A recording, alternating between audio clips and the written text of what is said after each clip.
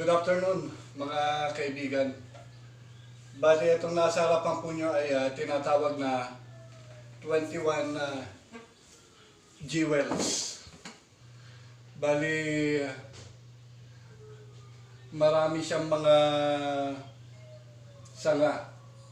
So hindi ko malaman kung anong forma ang gagawin ko dito. So susubukan na lang natin muna siyang i-trim at pag-isipan natin kung anong magandang forma ang nararapat dito. At subukan natin kung pwede yung tinatawag nila na triple double twin na sanga or kasi may isa pang sanga eh. Tingnan natin kung pwedeng yung tatlong sanga, wrap style ng bonsai. So mag-trim tayo.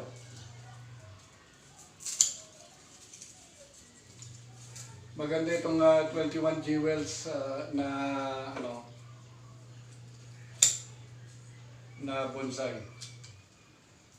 Mga materials bonsai mat din na ito na ginagamit ng mga bonsaista. 21 jewels. So tinatanggal natin yung mga unnecessary brands na hindi natin kailangan.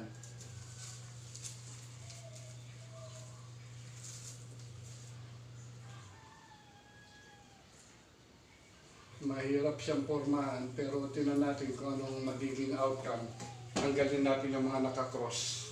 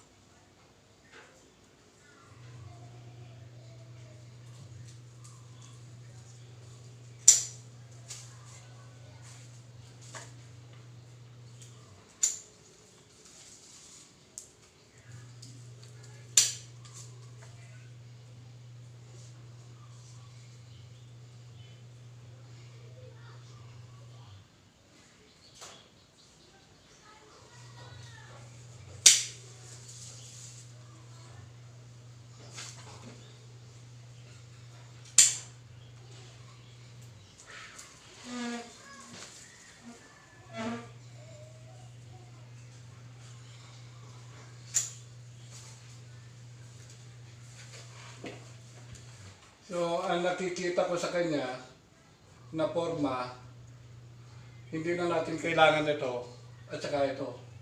Ito ang magagamit natin. Itong forma nito na pumorma ng parang letter C. Tanggalin na natin to.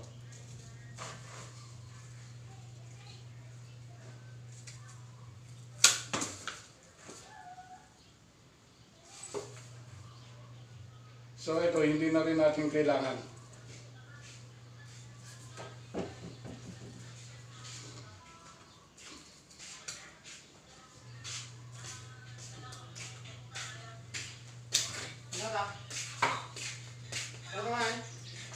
So, ito ang i-develop natin na style niya.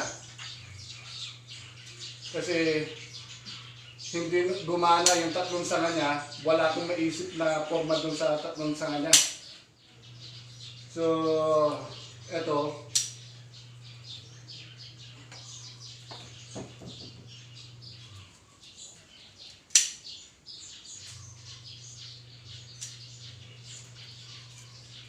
Ito yung nakikitaan natin na forma niya.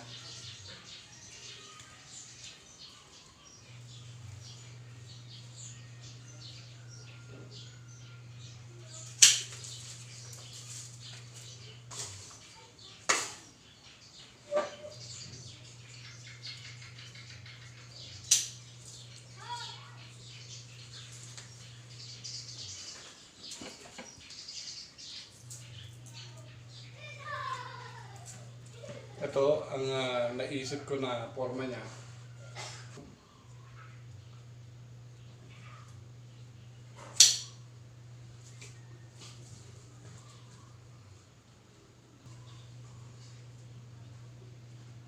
slanting type na lang. Yan ang nakitaan ko na ano niya.